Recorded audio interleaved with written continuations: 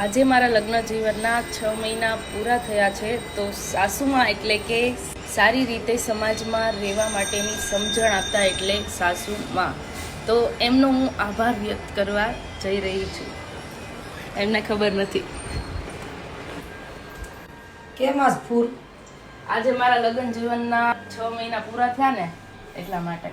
મારે કંઈક પ્રોબ્લેમ આવી હોય કે મને કંઈક શું કહેવાય મારાથી ઉઠવામાં મોડું થયું હોય તો મને ક્યારેય કશું બોલ્યા નથી. એની તો વાત જ નહીં કરતી. તો એટલા માટે તમારો ખૂબ ખૂબ આભાર. હવે છોકરીઓને દીકરીની જેમ જ રખાય ને આપણે માની જેમ જ રહેવાય ને તો કોઈ દિવસ ઘરમાં પ્રોબ્લેમ આવે જ નહીં. ને પછી તો એમ થાય કે હું હાહુ સૌ મેં આમ કર્યું તો પછી ઓલીને ક્યારેક રીસડક તે ભલે બધું કર્યું. એવું ના કરવું જોઈએ. હા, એવું ન કરવું જોઈએ. એના નસીબ હારા હોય તો ભલે ની હારું ભોગવે ને આપણે એની હારે ભોગવીએ. આપણે કર્યું એટલે એનો મતલબ એવું થોડું છે કે એને કરવું જ જોવું. હવે મેં તો કેટલું કામ કર્યું. બે ભાઈ નાના હતા અને પારકી મજૂરી કરી, દાળિયું કર્યું, ખાળિયા ખોદ્યા.